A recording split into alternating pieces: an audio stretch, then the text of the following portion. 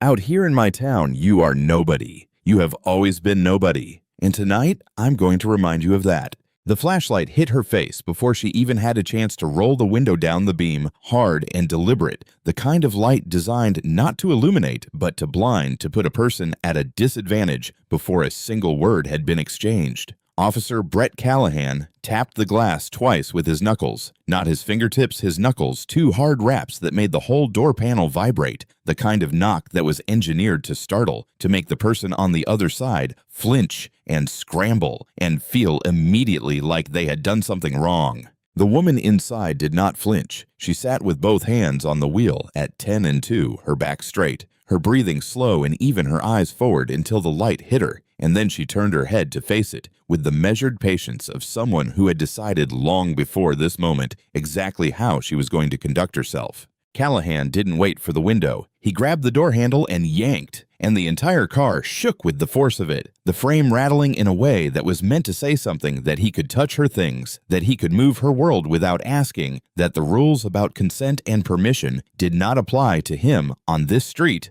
on this night. He reached through the open window, picked up the road atlas sitting folded on the dashboard, and dropped it on the wet pavement. Deliberately.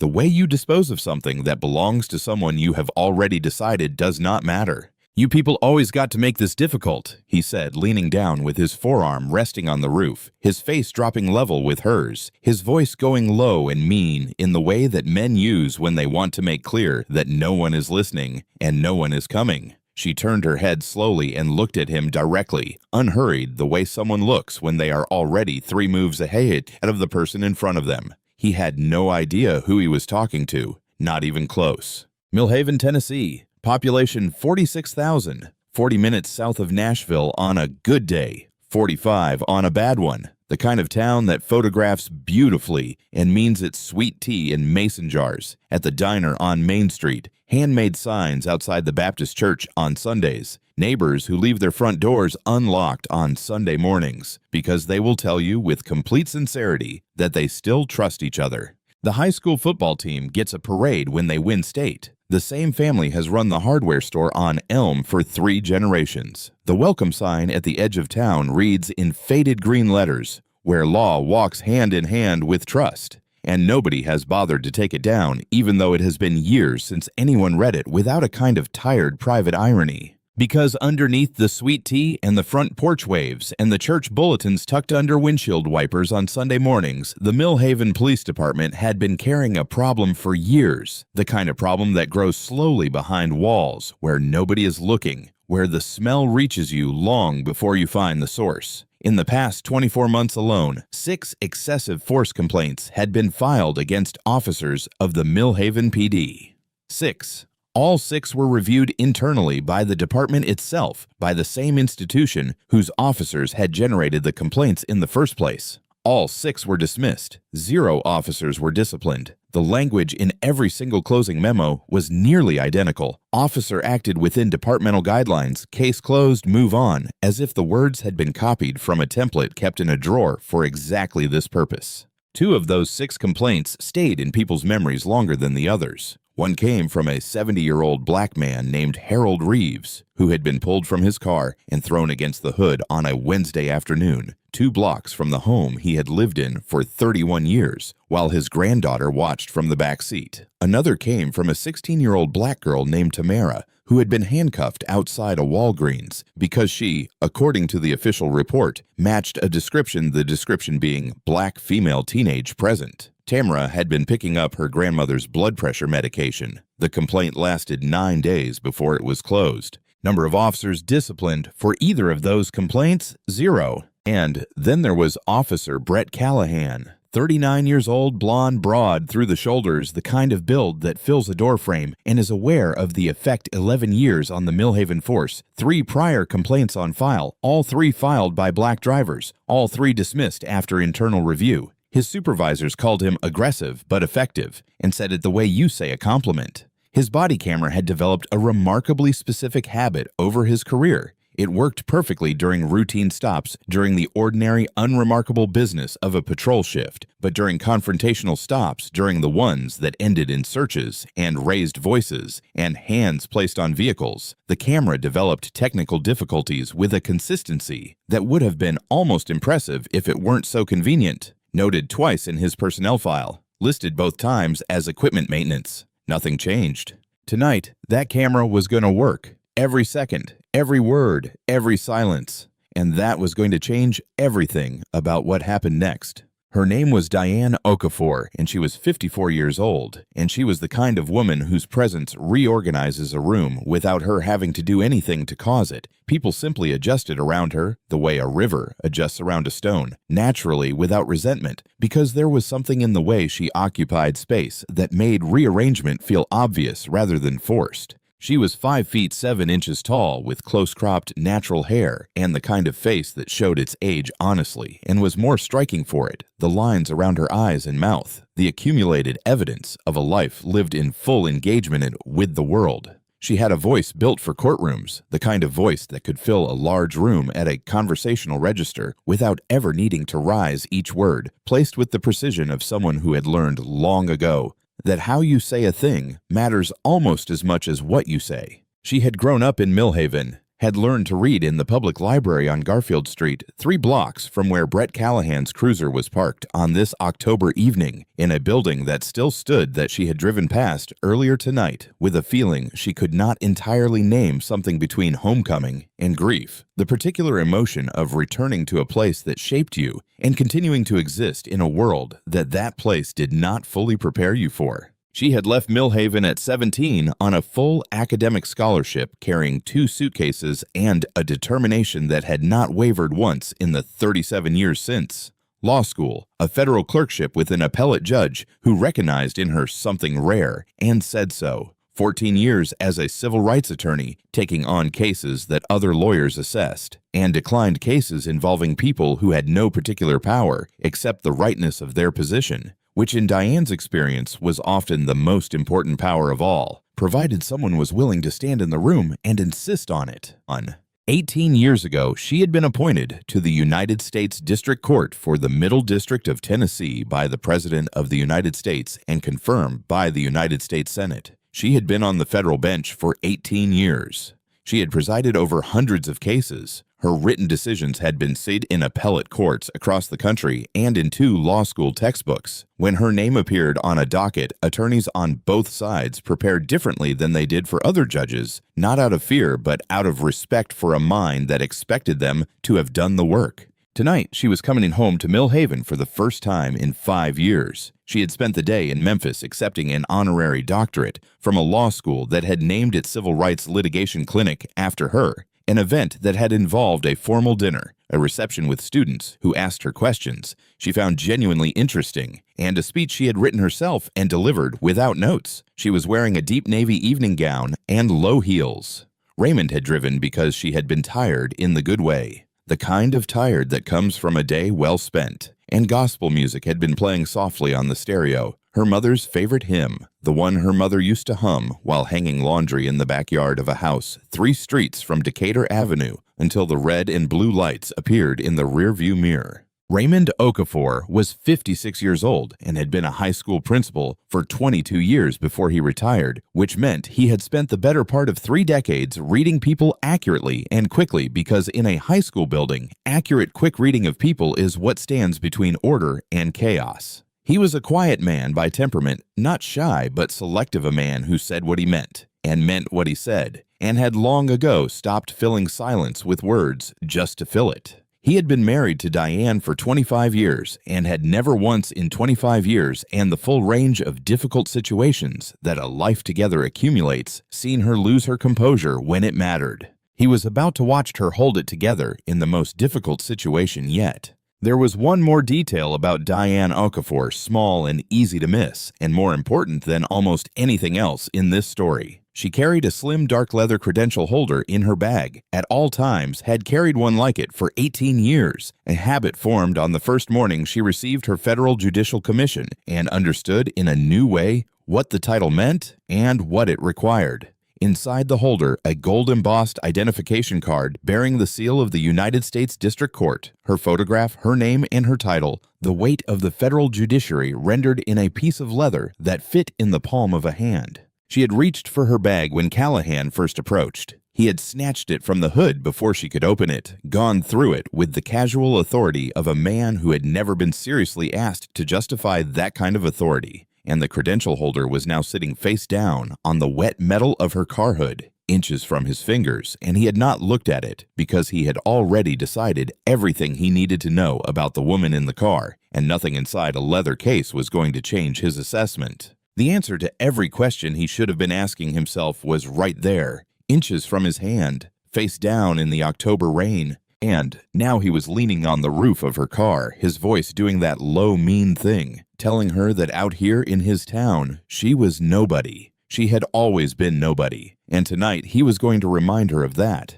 And she was looking at him with the particular steady gaze of a woman who had spent 18 years on the federal bench and had looked across rooms at a great many people and understood in her bones the difference between power and the performance of power, and what she was looking at right now was performance. And she knew exactly with absolute certainty how performances like this one ended when the truth finally walked into the room. She just had to get through the next few hours first. It was 9:44 in the evening when Callahan, sitting in his cruiser at the corner of Elm and Decatur with the engine idling and the radio turned low, saw the dark Lexus turn onto Decatur Avenue and begin moving south at a steady, careful pace. He sat up. His hand moved toward the gear shift. The car was doing nothing wrong. The speed was correct 27 miles an hour in a 30 zone, the small careful margin of a driver who is aware they may be watched and is comfortable with that awareness. The signal had been used at the last turn. The lane positioning was clean. There were no broken lights, no expired tags visible, no erratic movement, no offense a law could pin to the moment. The Lexus moved through the evening with the quiet, orderly confidence of a car that had nothing to account for. Callahan pulled out from the curb and followed. 1 block, no violation. 2 blocks, nothing. 3 blocks, the Lexus maintained its speed, stayed in its lane, signaled before a minor adjustment moved with the particular precision of a driver who is fully aware of the patrol car behind them and is determined to make absolutely certain that every single thing they do is correct and documented and impossible to misrepresent. 4 blocks, still nothing. 4 blocks is not police work. 4 blocks trailing a vehicle that has committed no violation, observed no infraction, given no articulable reason for attention, is not reasonable suspicion. It is not probable cause. It is a decision, a deliberate conscious choice made by a man who had already concluded everything he needed to know about the driver of that car before he ever saw their face, who had made the decision first and was simply waiting for the distance to feel sufficient. At the end of the 4th block, Callahan hit his lights. The Lexus slowed immediately. The right turn signal came on without hesitation. The car eased to the curb smoothly and perfectly, the controlled movement of someone who has done nothing wrong and knows it and is going to make certain every action from this point forward is deliberate and clear. Callahan pulled up behind her, sat in the cruiser for 40 seconds, then stepped out and walked slowly, one hand loose at his side, the other resting near his holster, not on it, near it, close enough to be a reminder without being a declaration. He raised the flashlight, aimed it directly at the face of the woman inside. She had both hands on the wheel at 10 and 2, back, straight eyes forward until the beam hit her and she turned her head toward it slowly. Callahan did not introduce himself, did not say good evening, did not offer any explanation whatsoever for why he had followed a law-abiding vehicle through 4 city blocks on a quiet Tuesday night and then lit it up on a residential street. License and registration, he said. No, please, no explanation, just a command delivered to the top of her head while the flashlight continued its work. Diane turned toward him. Her voice was calm and measured in that particular way of someone who has spent decades in courtrooms and has never needed volume to be heard. Good evening, officer. May I ask why I've been stopped? Callahan did not answer. I said license and registration. Don't make me repeat myself. I heard you, Diane said. I'm asking why I was pulled over because that is a lawful question, and I am entitled to an answer. He leaned down, forearm on the roof. You want to make this complicated, we'll make it complicated. She reached slowly toward her bag on the passenger seat, moving carefully the way a person moves when they understand that every gesture is being watched and every gesture can be used. Callahan stepped back instantly, his right hand moving from near the holster to on it. Don't reach. I said don't reach. Hands where I can see them. Diane froze. Her right hand suspended in midair 3 inches from the credential holder that held every answer Callahan should have been looking for. In the passenger seat, Raymond Okafor raised both hands to the dashboard. He did it without being asked, without thinking about it really, because thinking about it had stopped being necessary a long time ago. The response had long since moved out of the realm of conscious decision and into something older and more automatic, the kind of knowledge that lives in the body rather than the mind, acquired not from a class or a manual, but from the slow, accumulated weight of 1,000 smaller moments across 56 years of being a black man in America. Moments that taught without using words that his hands must always be visible, must always be positioned, where they could be seen and read as unthreatening, because the consequences of anything else were unpredictable in a way that defied planning for. Both hands, flat on the dashboard in front of him, raised, unprompted. Diane saw it. She had been watching Callahan, had been measuring her responses with the careful precision that the situation required, had been maintaining the steady composure she had held since the flashlight first hit her face. And then she saw Raymond's hands go up, and something in her chest settled into a place that was cold and hard and immovable in a way that none of the rest of it had managed to reach. Not the flashlight, not the command, not the hand that had moved to the holster. It was her husband's hands on the dashboard, raised automatic, practiced, that changed the temperature of something deep inside her, because what she was looking at was not a reaction to this specific moment. It was a reflex formed across a lifetime, and the sight of it, the simple, ordinary fact of it, was the most clarifying thing she had seen all night. She set her hands back on the wheel. "Officer," she said, quieter now. Not softer, because there was nothing soft about it, but quieter in the way that a lower register can carry more weight than a raised one. "I would strongly encourage you to reconsider how you are proceeding here." Callahan's jaw tightened. "Is that a threat?" "It is a professional courtesy," Diane said. The phrase landed in the air between them, and Callahan did not know what to do with it. It did not fit the situation as he understood it. It sounded like something from a different context, a different kind of conversation between different kinds of people. He filed it away without making anything of it, and kept going. "Step out of the vehicle." "On what legal basis am I being asked to exit my vehicle?" "On the basis that I am a law enforcement officer," Callahan said, and his voice had taken on a harder quality. Now the quality of a man who has been questioned and does not like it, and wants to be clear about what the hierarchy is. "And I am the law here, and I am telling you to get out. I am the law here." Diane looked at him for a long moment. Then she looked at Raymond. Something passed between them. Not a plan, not a strategy, just the exhausted, quiet understanding of two people who have navigated moments very much like this one more times than anyone should ever have to navigate them, and who know how to move through those moments without giving the situation more than it has already taken. She opened the door. She stepped out onto the pavement of Decatur Avenue, a street she had ridden her bicycle on at age 9, a street whose every crack and slope her childhood body had memorized without knowing it was memorizing anything. She stood straight, shoulders back, hands visible at her sides, the navy evening gown settling around her in the October night air. She gave Callahan nothing to use. The second cruiser turned onto Decatur Avenue at 9:57 p.m. and pulled up behind Callahan's without hurry, 2 doors opening in the practiced, unhurried way of officers who have responded to backup calls enough times that the choreography has become second nature. Sergeant Dennis Foley stepped out first. 52 years old, gray at his temples, a walk that had the deliberate, unhurried quality of a man who had learned early that arriving calm was half the job. 16 years on the Millhaven force, a reputation in the department as someone you called when things got complicated, not because he was brilliant or particularly principled, but because he had a talent for making complicated things manageable, for identifying the shape of a situation quickly and responding to that shape rather than to any of its underlying causes. His entire career rested on a single foundational principle that he had never once questioned. You do not undercut your officer in front of a civilian. You present a unified front. You sort out disagreements behind closed doors. Whatever it takes to keep the scene controlled and the department protected. That principle had served him without incident for 16 years. Tonight, it was going to cost him everything. Officer Keisha Tatum stepped out behind him. 27 years old, 2 years on the Millhaven force, one of 4 black officers in a department of 38, and she had spent those 2 years learning what it takes some people a full career to understand that the gap between what an institution says it stands for and what it actually does on the ground is wide enough to swallow a person whole if they are not careful about where they step.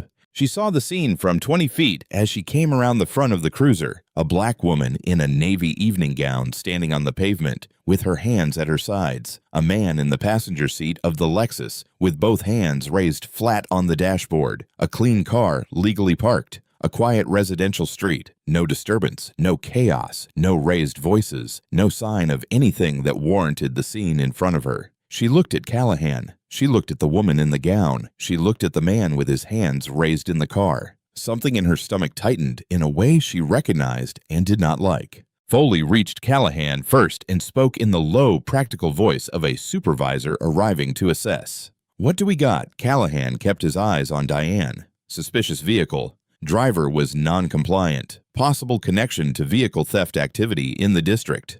Foley looked at the Lexus. Looked at the woman in the evening gown standing with her hands visible on a quiet street. Looked at the man in the passenger seat with his palms flat on the dashboard. Looked at the street itself clean and quiet and entirely ordinary. Something moved across his face, a flicker, a half second of something that might have been doubt or the faint interior signal of a man whose experience was trying to tell him that what he was looking at did not match the description he had just been given. It lasted about 2 seconds. Then it closed off the way a shutter closes clean and without remainder. "Your call," Foley said. 2 words.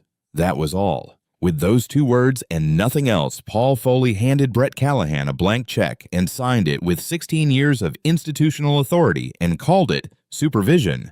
Tatum had come to stand beside Foley close enough to hear everything. She looked at him. He did not look back. She shifted her weight, looked at the woman on the pavement, looked at the credential holder lying face down on the hood of the Lexus among the spilled contents of a bag that had been gone through without permission. She leaned toward Foley and kept her voice barely above a whisper. "Sarge," she asked why she was stopped. "That's not non-compliance. Shouldn't we at least run her plates before we go any further?" Foley turned his head toward her with the slow deliberateness of a man making a point through the quality of his movement.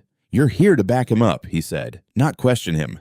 Tatum closed her mouth. She stood to the side and crossed her arms and then uncrossed them and let them hang at her sides. She watched Callahan produce the handcuffs, watched the metal close around Diane's wrists, tight, tighter than necessary. The kind of tight that has nothing to do with security and everything to do with delivering a message about where a person stands and who is deciding that for them. She watched, and she said nothing. And that specific silence in that specific moment was the thing she would carry with her the longest. Raymond pushed open the passenger door and stepped out. His voice was controlled and tight. "That is my wife. She has done nothing." Foley was in front of him before he finished the sentence, one hand raised, body angled to block. Raymond looked at Diane. She gave him the smallest shake of her head, not submission, not defeat strategy, and he stopped. He stood beside the open passenger door with his hands visible and watched. Down the block, on the covered porch of a brick house with a flower box under the front window, Mrs. Etta Groves had come outside. She was 78 years old, small, with white hair and a housecoat and slippers on her feet, the way a person looks when something pulls them to the door before they have thought about going. She stood with her arms folded and watched in silence. She had lived on Decatur Avenue for 53 years. She had watched this street from this porch through more nights than she could easily count.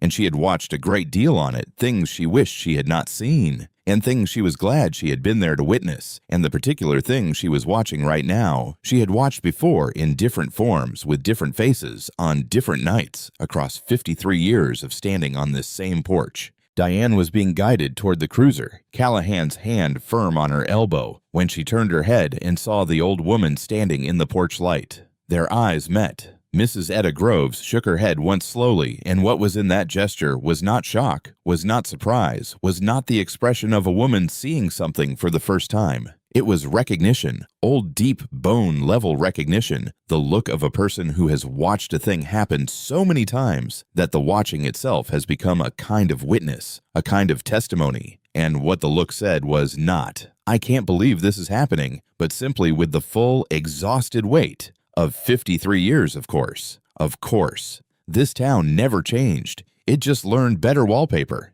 That look, not the handcuffs, not seeing Raymond's hands go up, not the flashlight, or the holster, that one look from that one woman on that porch was the thing that almost broke Diane Okafor's composure. She held Mrs. Groves' gaze for 2 seconds. Then she looked forward and kept walking, and she did not let a single thing show on her face. The back door of the cruiser opened. Diane was guided in. The door slammed shut. Through the rear window, she sat perfectly still, hands cuffed behind her navy gown, pressed against the seat, at an angle that would leave creases in the fabric, looking straight ahead, patient, and absolutely still, with the particular quality of stillness that belongs to people who have been in far more important rooms than the back of a patrol car and know with complete certainty that the world is about to catch up. They brought her through the side entrance at 10:19 p.m., and the Millhaven Police Department's booking area looked exactly the way every booking area in every mid-sized police department in America looks: fluorescent lights that render everyone's skin the color of old paper, the smell of burnt coffee, layered over industrial floor cleaner, a row of plastic chairs bolted to the wall at intervals that suggest no one involved in their placement was thinking about comfort, a processing desk that has absorbed enough human desperation over the years that it seems to have developed a kind of permanent wariness. The booking officer on duty was Earl Simmons, 48 years old, 19 years behind the processing desk, a man who had built his professional identity on the claim that he had seen everything and could not be rattled. He was about to discover that both parts of that claim needed revision. He directed Diane to the fingerprinting station. She complied without a word. Left hand, right hand, each finger individually, the ink cold against her skin, the process moving forward with the impersonal efficiency of a machine that does not concern itself with the people passing through it. Then the photograph front facing then profile and the camera flash caught the fabric of the navy evening gown in a way that reflected back at Earl with a quality he could not articulate precisely, but that registered in some reliable part of his instincts as deeply wrong. Not wrong in a way he could write down or justify or point to, just wrong in the way that the body knows things before the mind has finished forming the thought. He sat down at his desk and began entering her information into the system. Name, date of birth, address. He typed the name, hit enter, and stopped. His fingers went completely still above the keyboard suspended in the air, as if the electrical signal from his brain had simply failed to complete the circuit down to his hands. The screen in front of him had populated with a result he had not expected and did not know how to look at: a flag, a red banner that the department's database attached to certain individuals whose presence in a booking facility triggered a specific protocol requiring immediate notification of a supervising officer. The text beside the flag read, Federal Judicial Officer Article 3 Appointment, Middle District of Tennessee. Earl looked at the screen. He looked at Diane sitting in the plastic chair against the wall with her back straight and her hands folded in her lap and her face maintaining an expression of composed patience that now, in the specific light of what he was reading, struck him as something other than patience, as something more like the calm of a person who already knows how this ends and is simply waiting for the rest of the room to catch up. He looked at the screen again. Then he made a decision, and he made it quickly in the way people choose the easiest available option when they are afraid, and the correct option requires a quality of courage they have not yet committed to having. He continued typing. Faster now. Eyes down. He did not look at Diane again for the remainder of the process. He did not call for a supervisor. He did not do the thing that every instinct in his body and every procedure in his training told him he should do without another second's delay. He chose silence, and he knew even as he was choosing it that it was the wrong choice, and he chose it anyway, and he would spend a considerable amount of time afterward thinking about that specific moment, about what it cost to choose the easier wrong thing over the harder right one. And by the time he finished thinking about it, it would already be too late to go back and choose differently. Down the hall in the break room with its folding tables and vending machine coffee and comfortable atmosphere of men at the end of a shift, they believe went well. Brett Callahan sat down across from Dennis Foley and picked up a pen. The incident report was a standard departmental form. Callahan had filled out hundreds of them over 11 years, and what 11 years teaches a man who is paying attention is which words work and which ones don't, which phrases move through the review process without creating friction, which vocabulary of justification has protected him before and which carries the institutional weight to protect him again. He knew this language the way a craftsman knows his tools from long practice, from the particular confidence of someone who has used the same instruments many times and never once had them fail. He wrote, "Observed suspicious vehicle operating in residential area at approximately 21:44 hours. Vehicle matched general description circulated in connection with ongoing vehicle theft activity in the district. Driver was initially non-compliant with lawful orders. Subject made furtive movement toward bag positioned on passenger seat before being instructed to cease. Driver became verbally confrontational during the course of the stop. Detained pending identity verification. Furtive movement, non-compliant, verbally confrontational. 3 phrases, 3 lies. Each one selected with the precision of a man who understood exactly what he was writing and exactly what purpose each word was meant to serve, not to describe what had happened, but to construct a version of what had happened that would survive review, that would protect the report's author, that would transform a stop made without legal basis into something that read on official paper like reasonable police work." The body camera footage from Callahan's own camera, the camera that had for the first time in the documented history of his confrontational stops not malfunctioned, had uploaded automatically to the departmental server at 10:11 p.m. As required by protocol, sat in that same system 28 minutes and 41 seconds of uninterrupted recording that contradicted every single word of that report in real time with the indifferent thoroughness of a camera that has no opinion about what it captures and no interest in anyone's career. Callahan did not think about that. The camera had always malfunctioned before when it mattered. This time would be no different, and if it was different, the report would be sufficient because the report had always been sufficient. The report was what the system read. The report was what moved through review. The report was the version that lasted. Foley read it when Callahan slid it across the table. Read it in the way a man reads something he has decided to agree with before he reaches the first word. No pause.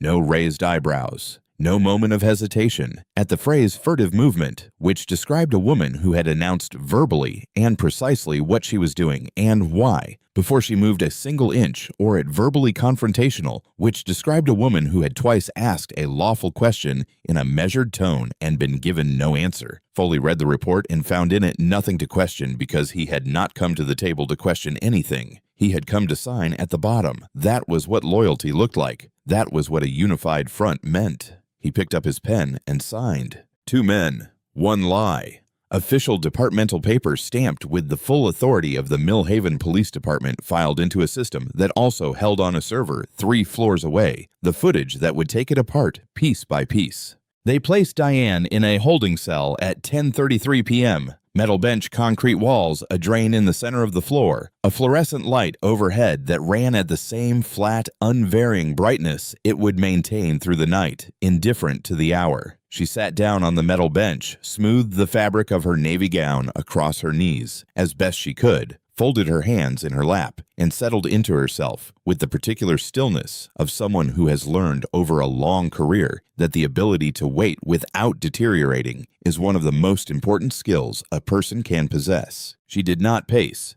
She did not pound on the door. She did not demand a lawyer or ask for a phone call or raise her voice in any way. She sat the way she sat on the bench in courtroom 4B of the federal courthouse in Nashville, with the patient, anchored stillness of a person who understands that the truth is already in the room, already in the system, already beyond anyone's power to suppress. And she simply waited for it to surface the way you wait for water to find its level. Not because you can make it happen faster, but because you know that it will happen, that it is in the nature of the thing.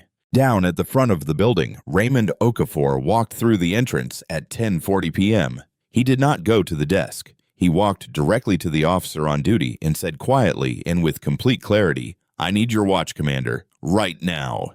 The officer began to explain that the watch commander was currently make them available, Raymond said, and there was something in the quiet precision of his voice that made further explanation feel inadvisable. Because in approximately 15 minutes, this department is going to wish very much that someone with authority had spoken to me first. He sat down in a plastic chair, crossed his legs, folded his hands, and waited. And in the parking lot behind the building, Officer Keisha Tatum sat alone in her cruiser with the engine off and did not move. She had been sitting there for 11 minutes, and in those 11 minutes, she had replayed the entirety of what had happened on Decatur Avenue with the particular thoroughness of a mind that knows it has witnessed something significant and is not yet sure what to do with that knowledge. She replayed the moment she had seen the scene from 20 feet and felt her stomach tighten. She replayed Foley's voice, "You're here to back him up, not question him," and the way those words had arrived in her chest, like a door being closed.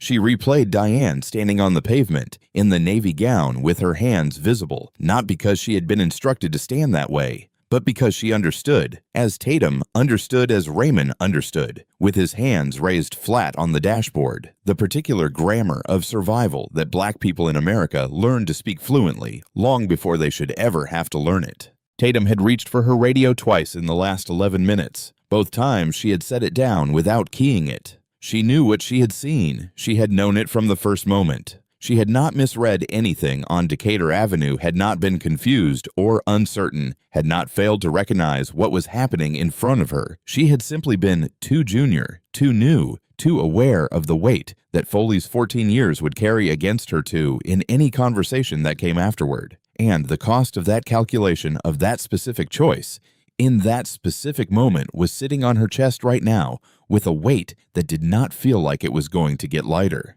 She reached for the radio a third time. This time she held it for a moment longer. Through the windshield, the lights of the building were flat and ordinary. The building itself looking like every police building she had ever been in, solid, institutional, faintly indifferent to the people passing through it. She thought about Diane smoothing the fabric of her gown over her knees. She thought about Raymond's hands on the dashboard. She thought about what it would mean to say nothing tonight and walk back into that building tomorrow as if nothing had happened. And she thought about what it would mean to say something. She set the radio down and sat with the question a little longer in the dark alone. The phone at the front desk rang at 11:07 p.m. The officer on duty was Perry Cole, 24 years old, 2 years on the force, still in possession of most of the beliefs about police work that the academy had given him, which is to say that he had not yet accumulated sufficient contrary evidence to replace them with something more complicated. He picked up on the second ring with the automatic, mildly bored cadence of someone who has answered this line enough times to expect a noise complaint or a question about parking permits.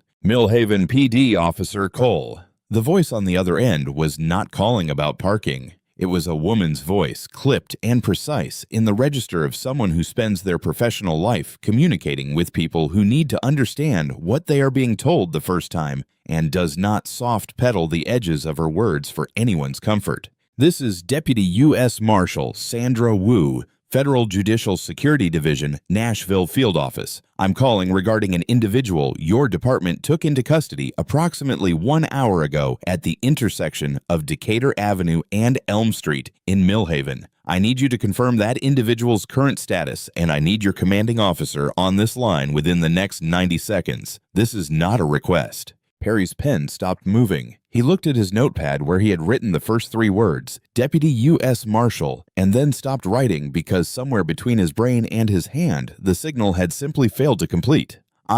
Could you... He paused and started again with the particular effort of someone attempting to sound professional while something very large is rearranging itself behind their eyes. Could you repeat that? Deputy U.S. Marshal Sandra Wu, Federal Judicial Security Division. The individual your officers detained tonight is a sitting federal judge. Her name is the Honorable Diane Okafor, United States District Court, Middle District of Tennessee. I need confirmation of her current status and your commanding officer. 90 seconds, Officer Cole. The clock started when you picked up the phone. Perry put the call on hold. He stood up. The chair scraped back against the linoleum with a sound that echoed through the quiet lobby in a way that seemed disproportionate to the size of the chair. In the waiting area along the far wall, Raymond Okafor looked up. He looked at Perry Cole's face, at the specific pallor it had taken on, at the slight unsteadiness in the way the young officer was pushing back from his desk, at the widened eyes that kept trying to compose themselves back into something professional and kept failing. Raymond looked at all of that and understood in the space of 2 seconds that the call had come through. He said nothing. He simply settled back in his chair and watched. Perry moved toward this hallway with the specific pace of someone who needs to cover ground very quickly and has decided that running would communicate more than he wants to communicate right now. Through the lobby door, down the corridor, past the booking desk where Earl Simmons was staring at his own hands with a focus that suggested he was finding them very interesting, past the vending machine that hummed in its self-contained indifference, all the way to the break room at the end of the hall. He pushed the door open. Callahan was at the folding table with his feet crossed at the ankle and a half-eaten bag of chips in front of him, leaning back with the settled ease of a man who considers his evening's work completed and is letting himself decompress. Foley was across from him, jacket off, reading something on his phone. 2 men occupying the comfortable end of a shift they believed was fully behind them. Both of them looked up when Perry came in, mildly curious. The mild curiosity of people who are not expecting the category of thing that is about to walk through the door. Perry looked at Callahan, then at Foley, then back at Callahan.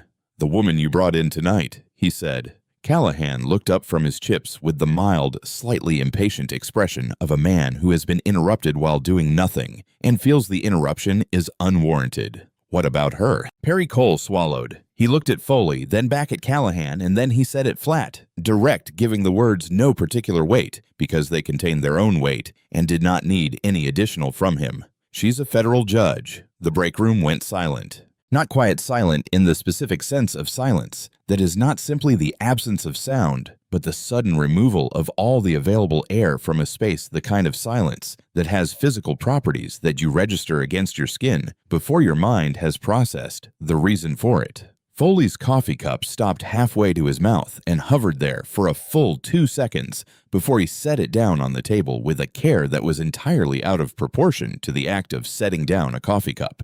Callahan blinked. Once. Twice. His feet uncrossed and came down from where they had been propped. "That's not—" He stopped, started again with the slightly different approach of a man discovering that the sentence he had intended to say no longer connected to anything real. "That's not right. U.S. Marshals Federal Judicial Security Division is on hold at the front desk right now, asking for the commanding officer," Perry said, and his voice was admirably steady for a person whose feet felt like they were experiencing some kind of structural concern. "So I'd say it's very right."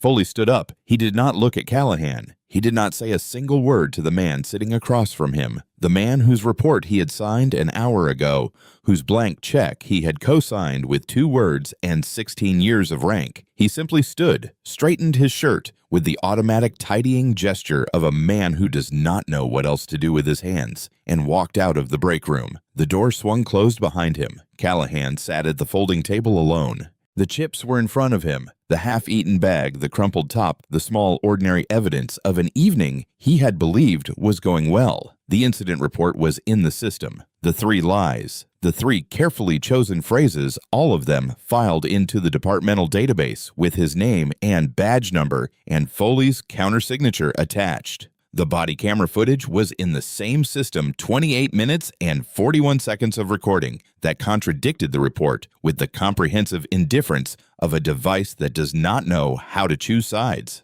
Everything he had was in the system, and the system had just rung the front desk and identified itself as the Federal Judicial Security Division, and what that meant, what that actually meant in terms that he could not talk around or file away or outrun with paperwork, was beginning to arrive in his understanding the way cold water arrives all at once with a quality that cannot be prepared for, regardless of how much warning you have been given.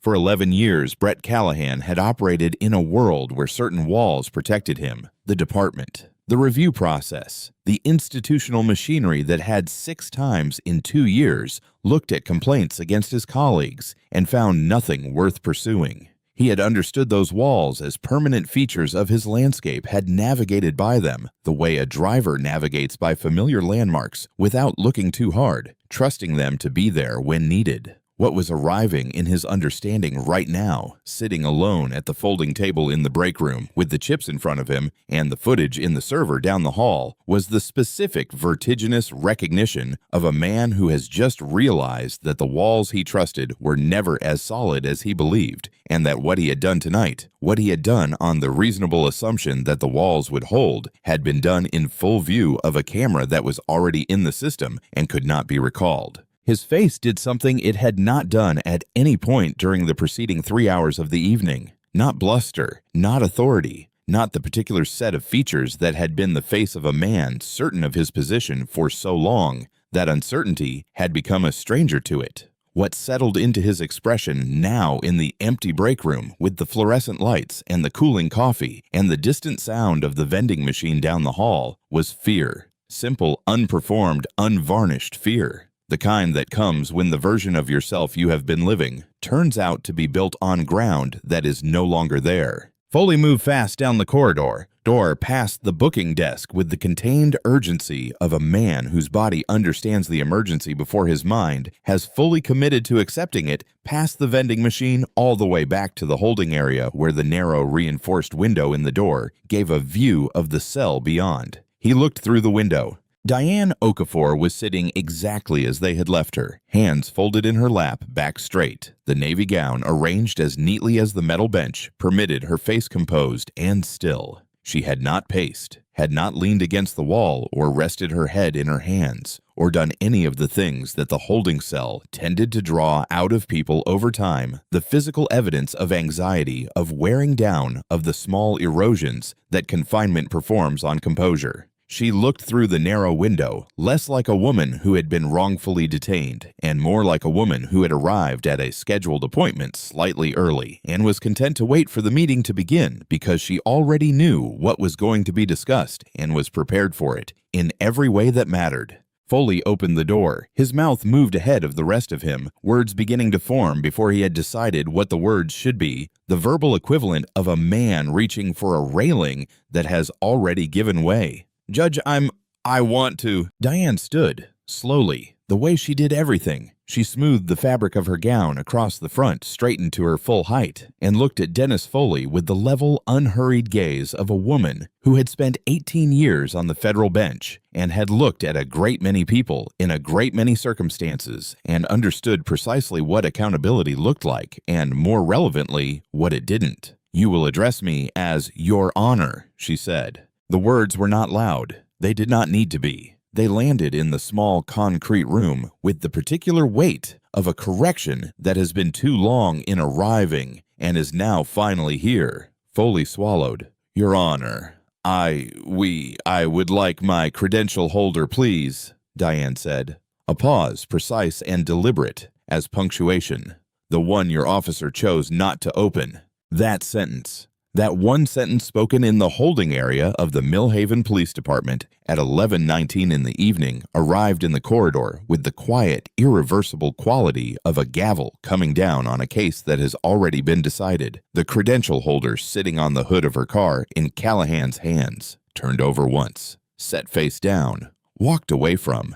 The answer had been there the entire time, right there, inches from his fingers, and he had set it down and kept moving because he had already made up his mind, and nothing in a leather case was going to complicate that. Foley retrieved her belongings from the property desk with hands that were not entirely steady. The wallet and the phone and the keys and the small, dark credential holder with the gold edging at the seam. He handed them to her. She opened the credential holder herself with the unhurried deliberateness of someone performing an action for the record and held it up not toward Foley, but toward the security camera mounted in the corner of the hallway, the one that had been recording since the moment she walked through the side entrance of the building. Inside, visible to the camera and to every pair of eyes that would review the footage in the days that followed, a gold-embossed identification card bearing the seal of the United States District Court, a photograph, a name, a title, an appointment made by the President and ratified by the Senate. "For the record," Diane said quietly. She closed the wallet, put it back in her bag in the same pocket where it had lived for 18 years where it belonged. Then she walked out of the holding area and into the hallway. And the hallway felt different than it had when they brought her in.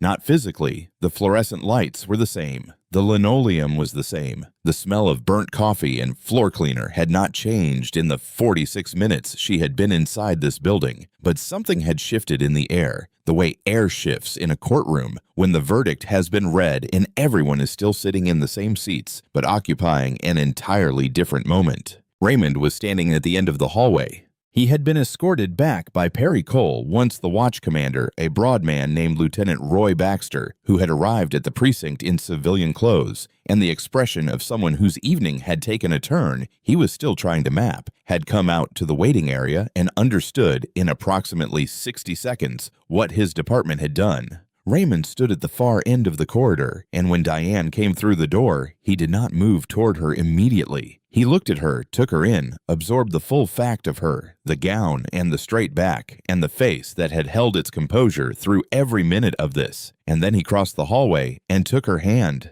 She let him. They stood there for a moment without any words at all, in the particular silence of two people who have been through something together and do not yet need language for it, and who understand that language when it comes will not be adequate to the thing anyway. Callahan was still in the building. Foley had told him to stay, and he had stayed standing against the wall near the break room door with his arms at his sides and his face doing something it had not done at any point during the 3 preceding hours of this evening, something open and undefended, stripped of the layered confidence that 11 years of unchallenged authority had built into his posture and his expression until it seemed less like a choice and more like a permanent feature. The swagger was gone. The certainty was gone. The absolute conviction of a man who had operated for over a decade in a world that kept confirming his right to do what he was doing, all of it had drained away, replaced by something raw and unprocessed that, if you were being precise about it, was frightened.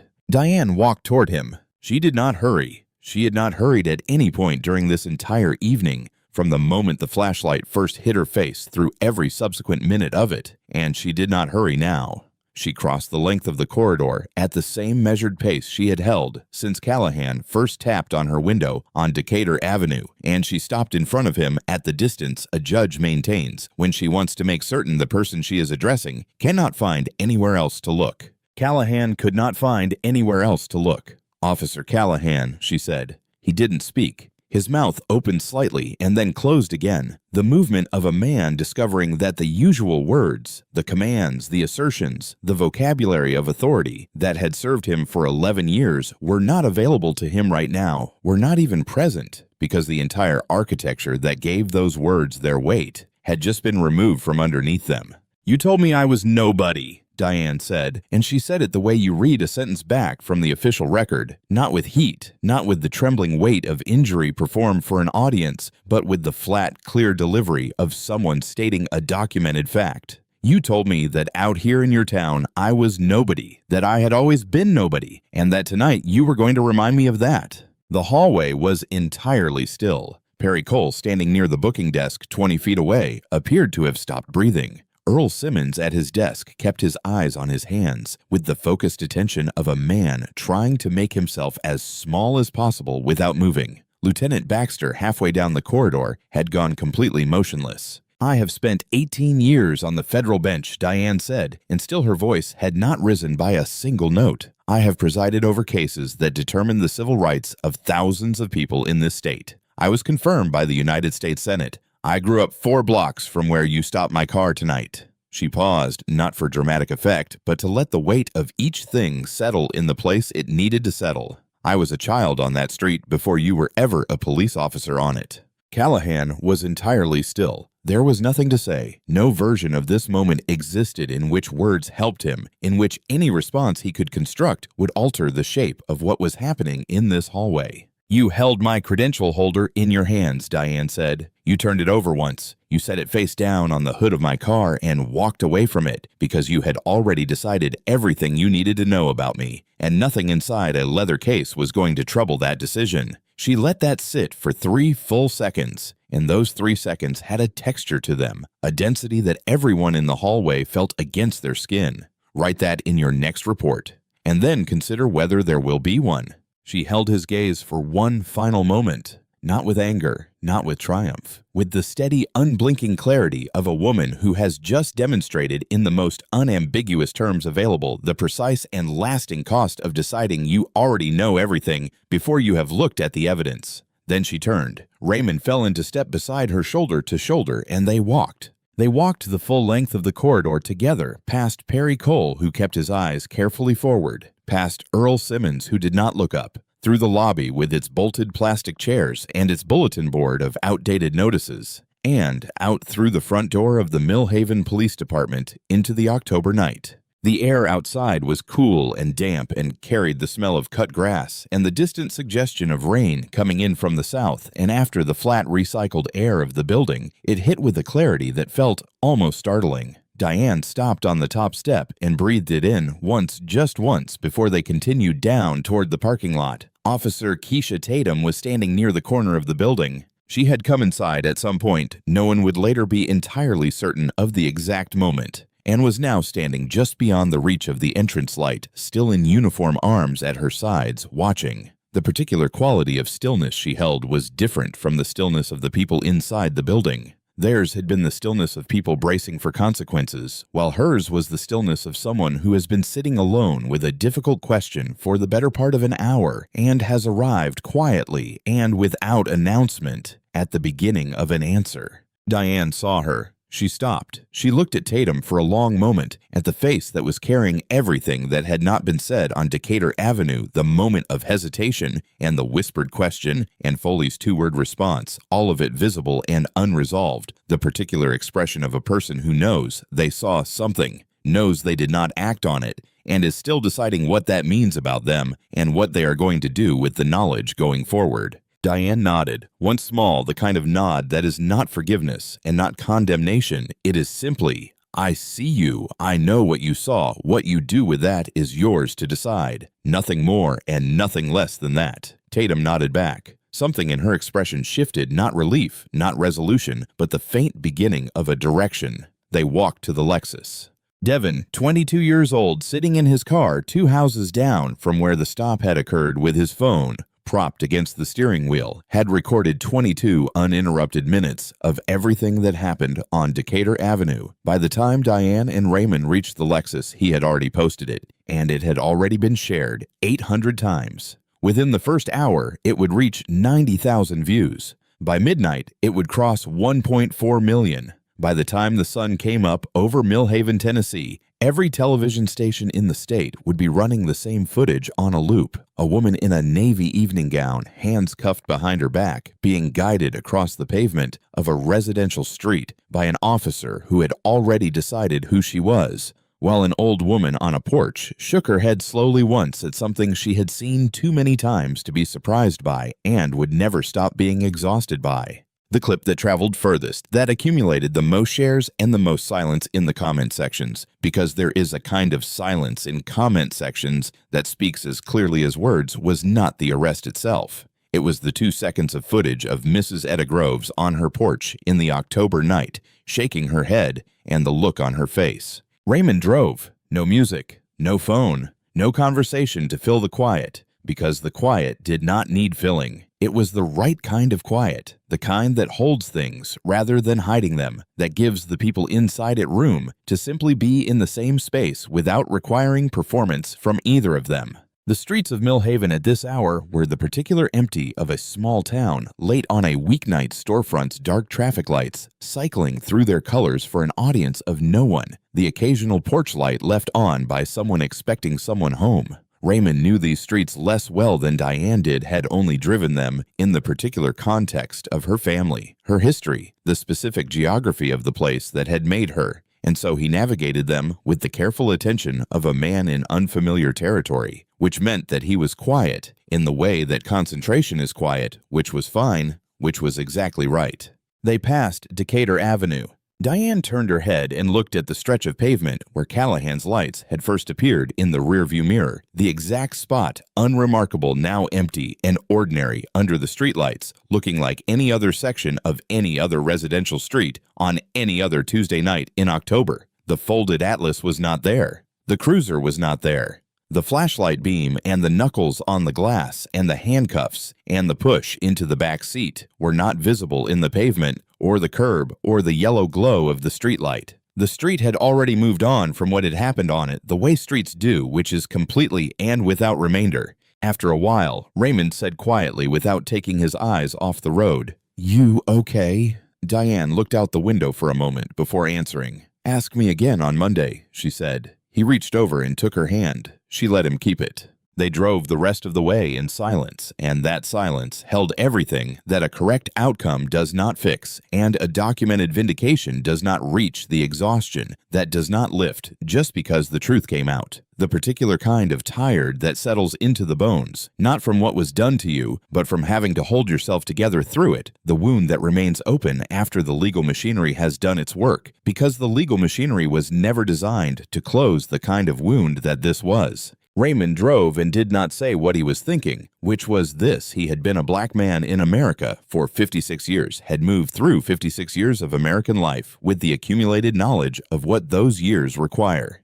The reflexes and the adjustments and the specific calculations that become so integrated into daily existence that you stop experiencing them as adjustments and start experiencing them simply as the conditions of being alive. Tonight, he had watched his wife, 18 years a federal judge, the most accomplished and principled person he had ever known, a woman who had spent her career insisting that the law mean what it is supposed to mean, stand on the pavement of the street she grew up on in an evening gown after a day spent accepting an honorary degree in her name, and submit to a pat-down by a man with a badge who had decided before he ever saw her face that she was nobody. What Raymond could not fully reconcile what he knew with a certainty that had no comfortable resting place would stay with him longer than any formal consequence that came out of this night was not the injustice of it, because he had made what peace a person can make with injustice over 56 years. It was the ordinariness of it, the way it required nothing special, no particular planning, no special animus beyond the ordinary kind, just a man with 11 years of unchallenged habit and a patrol car and a long, dark street, and the simple, unexamined belief that the woman in the Lexus was nobody, and the way that ordinary belief held by one ordinary man on one ordinary Tuesday night had been sufficient to put the hands of a federal judge behind her back on the street where she learned to ride a bicycle. That was what Raymond could not put down. Not tonight. Possibly not for a long time after tonight. They pulled into the driveway of Diane's mother's house. The lights inside were still on. The curtains in the front window moved her mother, who had been keeping watch, who had the specific alertness of a woman who has spent decades waiting for the particular kind of news that comes late and requires you to be awake to receive it. Diane sat in the car for a moment before getting out. She reached into her bag and picked up the credential holder, held it for a few seconds, the gold edging the weight of it in her palm, the seal that was the same seal it had always been, and meant the same things it had always meant. Then she put it back, opened the door, and went inside. Deputy Inspector Carl Briggs arrived at the Millhaven Police Department at 8:10 the following morning, driving himself no partner, no assistant, carrying a single briefcase, and wearing a gray suit, and possessing the specific quality of unhurried stillness that belongs to people who have spent 15 years in rooms where the truth was being deliberately concealed from them and have developed a particular competence at finding it anyway. Not by force, but by patience, by the willingness to let the evidence complete its own sentences rather than finishing them prematurely. Chief Vivian Aldridge had called him at 6:50 a.m. The conversation lasted 9 minutes. She had been the first black woman to serve as chief of the Millhaven PD 8 months into a job she had taken, knowing it would require her to make decisions that her predecessors had been unwilling to make. And she had read the situation with the clarity that comes from having spent a career watching institutions protect themselves rather than the people they were built to serve. She gave Briggs everything he needed to begin and told him to follow it wherever it went. He began with the body camera footage. Callahan's camera had uploaded automatically to the departmental server at 10:11 p.m. as protocol required. 28 minutes and 41 seconds. For the first time in the documented history of Brett Callahan's confrontational stops, the camera had not malfunctioned. Briggs watched it once through without stopping. Then he opened the incident report on the desk beside him and moved through it line by line, matching each claim to what the footage showed. The report said furtive movement toward bag. The footage showed a woman with both hands on the wheel who reached slowly toward her bag after being asked for identification, verbally announcing exactly what she was doing and why before she moved an inch. Nothing furtive. Nothing that a reasonable person watching the footage could reconcile with the written description in any way. The report said non-compliant with lawful orders. The footage showed a woman who kept her hands visible throughout, answered every question put to her, complied with every physical instruction given to her, exited the vehicle when directed, placed her hands on the hood when directed, and did not raise her voice at any point across 28 minutes and 41 seconds. The word non-compliant appeared in the report 4 times.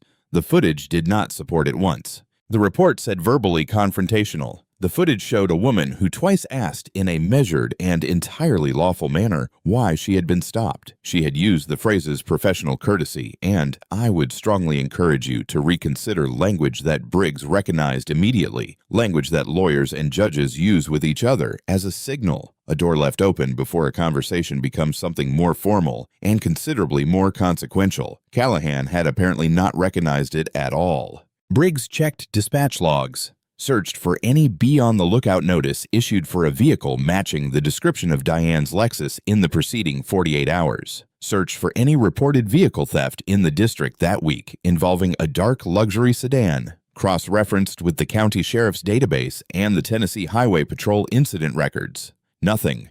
No alert, no reported theft, no dispatch communication of any kind that connected Callahan's decision to follow that specific car on that specific street to anything other than his own unilateral judgment. The description he had given black female dark vehicle had not come from a report. He had constructed it after the fact. Then Officer Keisha Tatum knocked on the conference room door. She came alone, no union representative, no attorney, just a written statement she had prepared that morning and the face of someone who had not slept and had spent the sleepless hours deciding that the cost of continued silence was now higher than the cost of speaking. She sat down and confirmed everything the footage showed. She described the moment she had whispered to Foley about running the plates, recounted his exact response in a flat, precise voice that made clear she had replayed those words many times since they were spoken. Then she went further. 4 other stops she had either witnessed directly or heard about from officers who had been present. All 4 involving black drivers. All 4 following the same pattern. No clear violation. Aggressive. Contact, justifications that collapsed on examination, and no complaints filed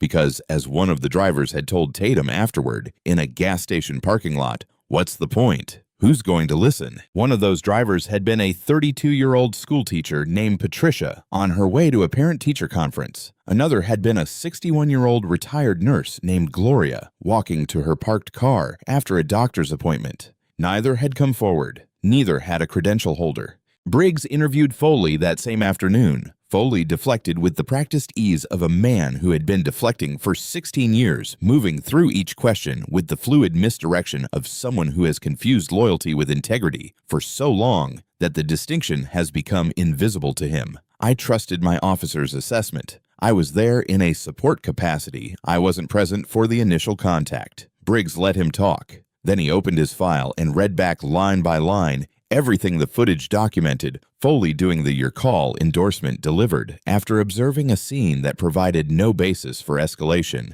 the physical redirection of Raymond when he stepped out to speak, the deliberate shutdown of Tatum's question about running the plates, the signature at the bottom of a report that contradicted what Foley had personally witnessed. At what point Briggs said, closing the file, "Did your support capacity include questioning anything?" Foley looked at the table. There was no answer because he had never intended to question anything, and that had always been the entire point of him. Briggs interviewed Callahan last. He arrived with his union representative, a man named Gary Fisk, who had defended 37 officers in disciplinary proceedings and who sat through this particular meeting, saying almost nothing because there was almost nothing to say. Callahan still carried in his posture and the set of his jaw the residual bearing of a man who believes on some stubborn fundamental level that he acted within his authority and will ultimately be found to have done so. Briggs dismantled that belief over 80 minutes using nothing but the footage, the dispatch logs, and the report that Callahan had written himself. Each claim, Each documented lie measured against the recording until there was nothing left of the version Callahan had constructed. The last thing Callahan said before Fisk put a hand on his arm and advised him to stop talking was, "I didn't know who she was." Briggs wrote it down, looked at him for a moment. "I know," he said. That's exactly the problem. The 41-page report was on Chief Aldridge's desk 4 days later. She read it twice, sitting alone in her office with the door closed, and then she picked up the phone. The meeting with Callahan lasted 8 minutes. Chief Aldridge on one side, Briggs beside her, Callahan, and Gary Fisk across from them. Aldridge kept it short because she believed that length was not what gave weight to serious things. Seriousness did that on its own. "Terminated," she said. "Effective immediately. Badge and service weapon on the table before you leave this room." Callahan reached up, unclipped his badge, and set it on the table. The sound it made against the wood was small and very final. He placed his weapon beside it and stood and straightened his shirt from the force of habit and walked out of the room, down the corridor, past the break room where he had written the report, past the booking desk where Earl Simmons kept his eyes on his keyboard, and out through the front door. 2 news vans were parked across the street. He did not stop. He walked to his personal vehicle, got in, and sat behind the wheel without starting the engine for 19 minutes, sitting with the specific words he had spoken on Decatur Avenue, "You are nobody. You have always been nobody," and understanding for the first time that he had said those words to tell Diane something about herself and that they had turned out to say something about him. Foley received a 60-day suspension without pay, permanent demotion from sergeant to patrol officer, and the permanent revocation of his supervisory authority. The comfortable architecture he had built over 16 years, the career defined by making complicated things manageable by keeping the unified front intact, by asking no questions that might complicate the answer, was finished. He signed the paperwork without speaking and left through the back entrance where there were no cameras and no reporters carrying the full weight of every choice he had made that meant never questioning anything. Earl Simmons received a formal written reprimand and mandatory retraining, the least severe consequence of the night. It was not a small thing to him. The civil rights lawsuit filed under federal law came within 3 weeks. The city's legal team reviewed the footage, the dispatch logs, the 41-page report, and the video that had now been watched by more than 4 million people and reached the only conclusion available to people looking honestly at that evidence. The case settled in 4 months. The settlement included a consent decree mandatory bias training for every officer annually revised, stop protocols requiring documented reasonable suspicion before any traffic stop, an independent civilian oversight board with real investigative authority, and an early warning system that flagged officers with multiple complaints for mandatory review so that the next time the pattern would be visible before it required a Navy evening gown and a federal credential holder to make the institution stop and look at itself. 3 weeks after the settlement, on a Thursday morning in November, Diane drove back to Decatur Avenue. She parked in front of the brick house with the flower box under the front window. The petunias had been replaced with small chrysanthemums for the season, orange and yellow, vivid against the gray morning, and walked up to the porch. Mrs. Etta Groves was already there, standing in the doorway in her housecoat, as if she had heard the car coming from a distance and had simply gotten up to meet it, the way a person gets up to meet something they have been expecting for a long time. They sat together on the porch in 2 chairs that had clearly held many conversations, the kind of chairs that have taken on the particular worn quality of furniture that has been occupied by people with serious things to say to each other. The morning was cool and the street was quiet, and the chrysanthemums moved slightly in the breeze off the hill. Mrs. Groves talked for a while. About the street, about the years, about things she had watched from this porch across 53 years of watching the families that had moved in and moved out, the slow changes and the stubborn sameness, the particular kinds of harm that get done in ordinary places, on ordinary nights, and then get absorbed into the life of the street without ceremony or acknowledgement, filed away in the memories of the people who saw them and in the bones of the people they happened to and nowhere else. "I have been watching them do this on this street for 50 years, she said, looking out at the pavement of Decatur Avenue in the November morning light. "You are the first one they could not bury." She paused. "I want you to know what that means. To those of us whose names nobody ever learned." Diane did not have an answer that was large enough for what Mrs. Groves had just said. She had spent 18 years finding the right words in courtrooms, had built a career on the precision of language, and right now, sitting on this porch, on this street, in the cool November morning, she did not have the words. So she simply reached over and took the old woman's hand, and they sat together for a while longer. Two women on a porch, on a street, that had, after 50 years, finally been made to stop and look at itself. 6 months after that Thursday morning, Officer Keisha Tatum was appointed as one of 3 departmental liaisons to Millhaven's new Independent Civilian Oversight Board, sitting at the table where complaints were heard, where patterns were examined, where the questions about the 32-year-old schoolteacher named Patricia and the 61-year-old retired nurse named Gloria could finally be asked by people with the authority to expect real answers. The officer, who had been too junior to speak on a residential street in October, was now in the room where it mattered. It did not undo Decatur Avenue. Nothing could do that. But it was something that had not existed before, and the difference between something and nothing in Keisha Tatum's experience was not a small one. On the Monday after the settlement was announced, Diane Okafor put on her robe in the anteroom of Courtroom 4B of the federal courthouse in Nashville, the way she had done thousands of times, and she picked up the credential holder and looked at it, once the seal, the photograph, the title, and then put it back in her bag where it belonged and walked through the door. Everyone in the courtroom rose. "Be seated." The first case on her docket that morning was a civil rights matter involving a black man in Memphis who had been pulled over 11 times on the same road. In 14 months, no citations ever issued. Who had told his attorney he never filed a complaint because, in his words, "Who is going to listen to me?" She opened the file. She listened. She had always listened. That was the job. That had always been the job. The credential holder goes back in her bag each morning, not as proof of anything, not as a shield, but as a small piece of leather that a man held in his hands for 3 seconds on a Tuesday night in October, turned over once and set face down on the hood of a car because he had already decided. And somewhere on a street, just like Decatur Avenue tonight, a woman without that holder is sitting in the back of a cruiser, and she will carry what happened to her in a place that has no name and no remedy, and her name will not be in any report. On Decatur Avenue, Mrs. Etta Groves goes back inside her house, puts the kettle on, and sits at her kitchen table looking out the window at the street she has watched for 53 years. For the first time in longer than she can clearly remember, she thinks someone finally made them stop long enough to look. The kettle begins to whistle. She does not move right away. She sits a moment longer watching the street, holding that thought carefully, the way you hold something that has been a long time coming.